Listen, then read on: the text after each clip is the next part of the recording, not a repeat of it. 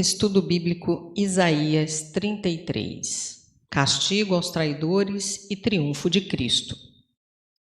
Esta sexta e final profecia de condenação, nos capítulos 28 a 33, pertencem aos dias terríficos do assédio de Jerusalém pelos assírios, como se refere nos capítulos 36 e 37.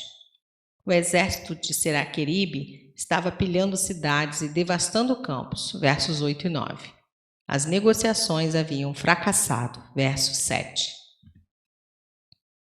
Senaqueribe aceitara pesado pagamento em dinheiro, segundo Reis 18, 14, 16, mas faltou traiçoeiramente ao ajuste, verso 8, e aproximava-se de Jerusalém.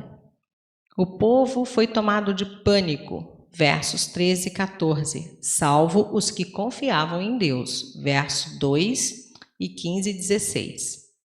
Pelo meio de tudo isso, Isaías andava calmamente a garantir ao povo que Deus ferirá o inimigo com terror, o qual fugirá deixando enorme despojo. Versos 3 e 4.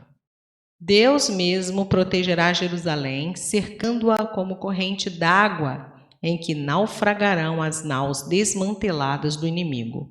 Versos 21 a 23. Ver capítulos 36 e 37.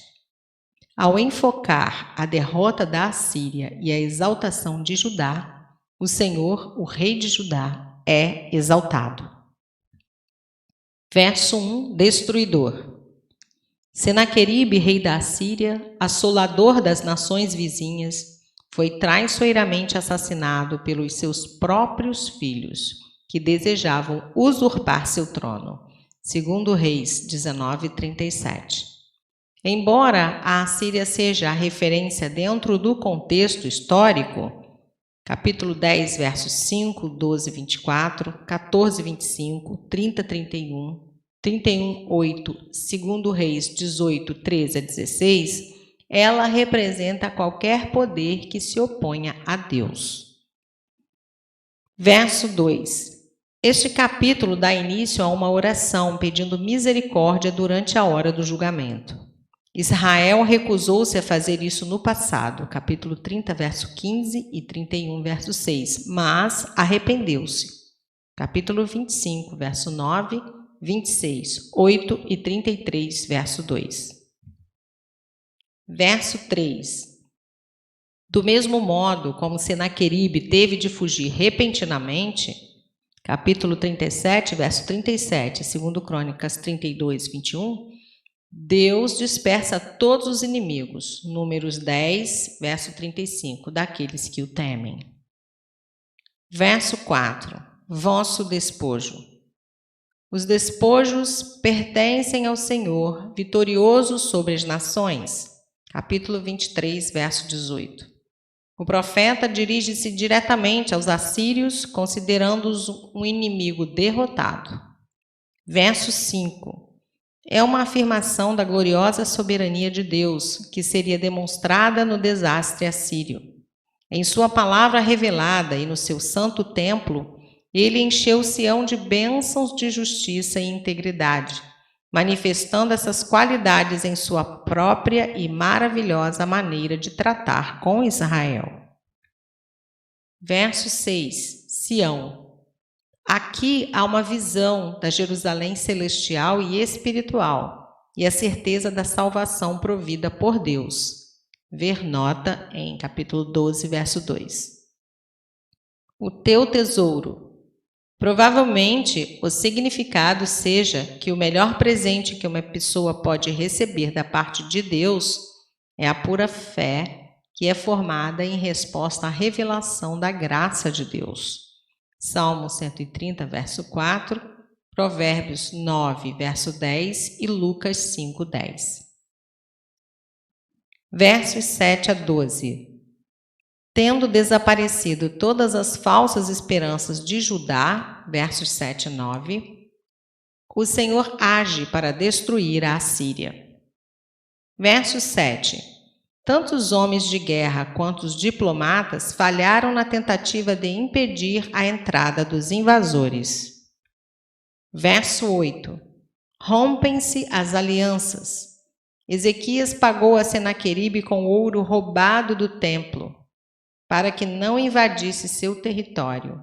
Segundo Reis 18, versos 14 a 16. Porém, o rei da Assíria rompeu a aliança e poucos meses mais tarde estava cercando a cidade de Jerusalém com seus exércitos. Segundo Reis 18, versos 17 e 18. Verso 9. Líbano, Saron, Bazã, Carmelo. Os inimigos haviam saqueado lugares que eram renomados pela sua exuberante fertilidade. Saron era um belo trecho da terra entre Jope até o Monte Carmelo. Bazã, ricas terras de Manassés, afamadas por seu gado. Números 21, 33 e 32, verso 33. Agora me levantarei. A extrema aflição dos habitantes de Jerusalém era a oportunidade de Deus revelar seu amor, oferecer sua intervenção e fazer-se conhecer uma vez mais ao seu povo como o Todo-Poderoso. O tempo da intervenção divina e do glorioso estabelecimento do reino de Deus tinha chegado. Verso 11. Esta metáfora de causa e efeito, de ato e consequência, é comum em Isaías, capítulo 26, verso 18 e 59, verso 4. Verso 12. Espinhos cortados. Estes espinhos secos da terra árida queimam com rapidez e com grande calor, mas duram só alguns segundos, não servindo, pois, para refogar ou fazer comida alguma. Estes símiles explicam quão completamente a Síria será destruída. Capítulo 27, verso 4 e Amós, capítulo 2, verso 1. Verso 13. Ouvi, reconhecei. Quando Deus puser um fim aos inimigos de Israel, os povos confessarão que os julgamentos de Deus na história são sábios e poderosos e se submeterão à sua soberania, longe, perto. Capítulo 57, verso 19. Estas declarações incluem cada pessoa, qualquer que seja a sua nação ou tribo. Verso 14. Quem dentre nós habitará? Esta percepção por parte dos pecadores os desafia a se arrependerem e viver em harmonia com a santa presença de Deus. Salmo 15, 1 e 24, 3. Mas quando os falsos mestres entre os eleitos se derem conta do poder de Deus, o medo se apoderará da vida deles. Atos 5, 11 e Hebreus 12, 29. Verso 15. Essas frases descrevem a conduta dos piedosos. Salmo 1, de 1 a 2, 15, de 2 a 5, 24, 4, Gálatas 5, 22 a 25, Efésios 5, 1 e Tiago, capítulo 3, versos 13 a 18. Apenas os justos sobreviverão à presença do poder de Deus. Verso 17, o Rei. O Messias Rei é o centro desta profecia e identifica-se com a própria personalidade divina, haja visto que ele também é Deus. Verso 22. Versos 18 e 19. Isaías descreve a miséria do exílio longe de casa e a opressão aplicada pelos estrangeiros. Nesse dia futuro, o povo de Deus relembrará do seu passado. Pesou o tributo. Os cobradores dos impostos do Império Assírio. Ininteligível. O hebraico e o assírio, ainda que pertencessem ao mesmo grupo, o das línguas semíticas, não eram mutuamente compreensivas. Jeremias 5,15. Verso 20.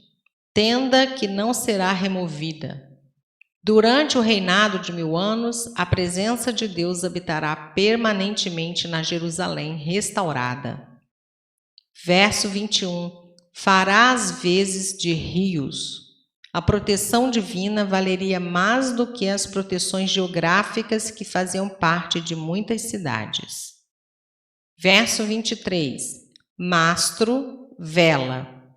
Com suas próprias forças, Jerusalém está totalmente sem condições de defender-se, tal qual um navio que sem suas amarras e roldanas não pode navegar.